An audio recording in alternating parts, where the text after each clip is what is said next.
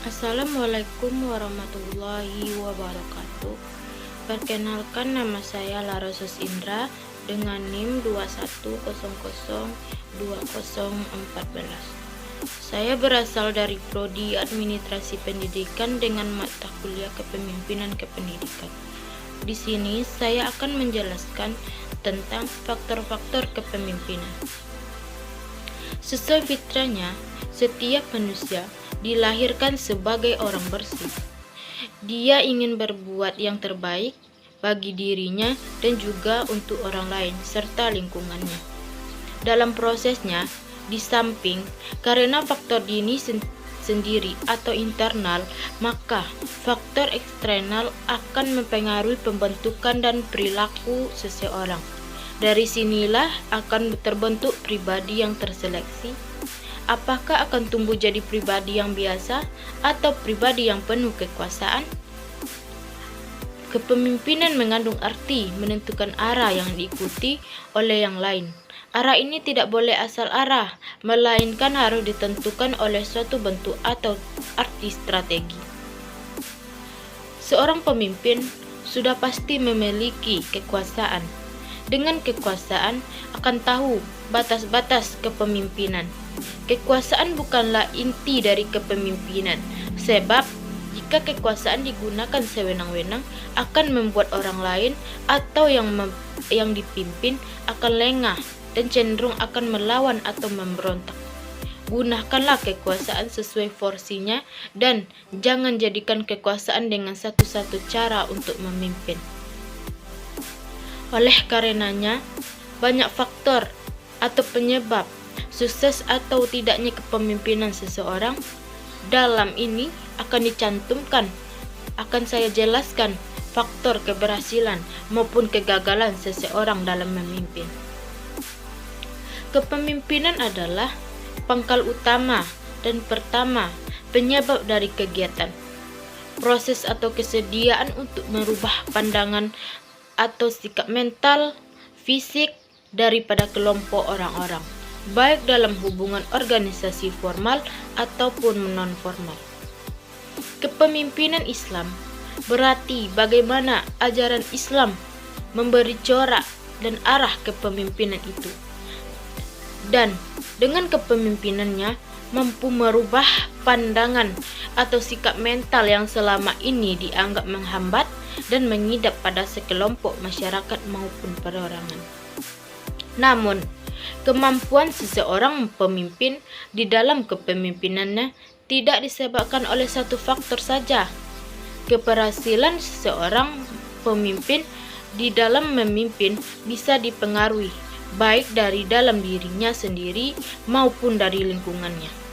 Begitu pula dengan kegagalan seseorang pemimpin bisa jadi dipengaruhi oleh lingkungan ataupun memang dari dirinya sendiri. Ada banyak hal yang mempengaruhi kepemimpinan itu. Terlebih fakta organisasi satu dengan yang lain sangat beragam, sehingga ada banyak hal yang mempengaruhi kepemimpinan.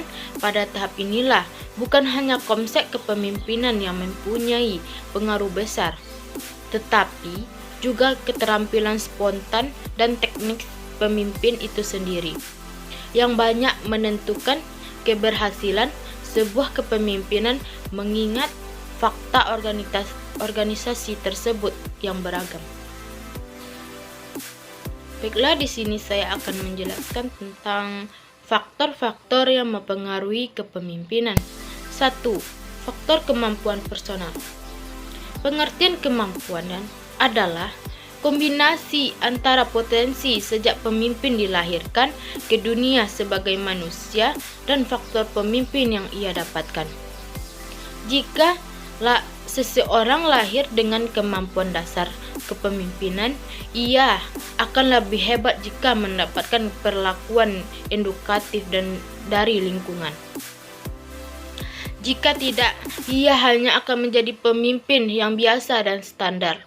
Sebaliknya, jika manusia lahir tidak dengan potensi kepemimpinan, namun mendapatkan perilaku edukatif dari lingkungannya, akan menjadi pemimpin dan kemampuan yang standar pula. Dengan demikian, antara potensi bawaan dan perlakuan edukatif lingkungan dan dua hal tidak terpisahkan sangat menentukan hebatnya seorang pemimpin. Yang kedua, faktor jabatan. Pengertian jabatan adalah struktur kekuasaan yang dipimpin, duduki jabatan tidak dapat dihindari terlebih dalam lingkungan.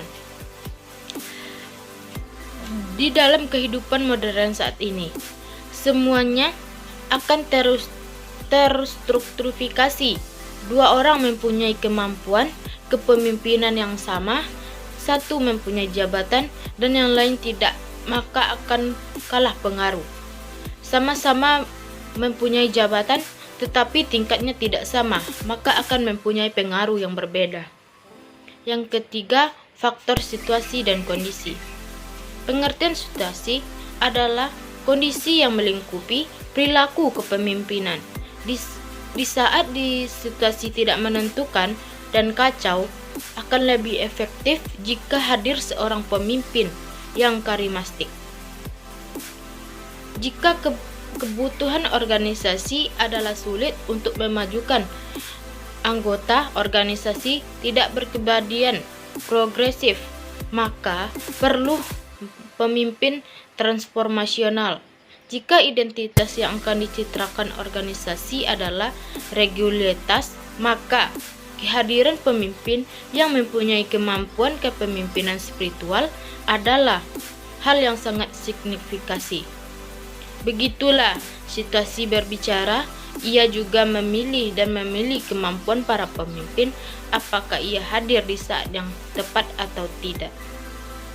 Baiklah, terima kasih. Cuman itu yang dapat saya sampaikan. Kalau ada materi yang salah, mohon dimaafkan. Assalamualaikum warahmatullahi wabarakatuh.